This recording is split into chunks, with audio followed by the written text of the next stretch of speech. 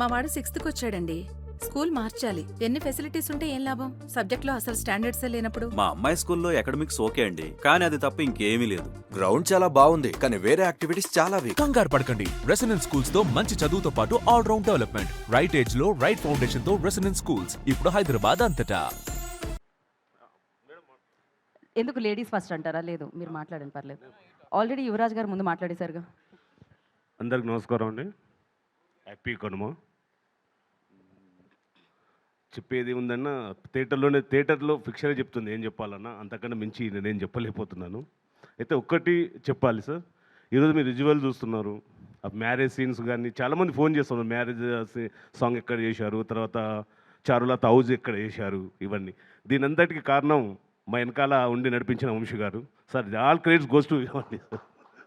Budget విషయంలో ఏ రోజు కూడా మమ్మల్ని అసలు వెనకంజే ఏనీయలేదు వంశీ గారు, చాలా ముందు నడిపి. Thank you sir.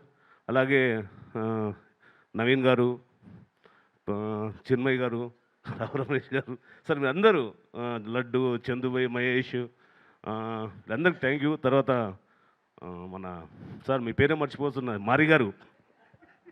ఈ సంతోషంలో పేరు కూడా గుర్తు రావట్లేదు. అలానే మా సార్, మా యువరాజ్ గారు మా వెనకాల ఉండి మాకు సపోర్ట్ చేసి, నాకు సపోర్ట్ చేసిన మన క్రూ యూనిట్ అందరికీ పేరు పేరున కృతజ్ఞతలు. ఒకళ్ళ పేరు మర్చిపోతే క్షమించండి.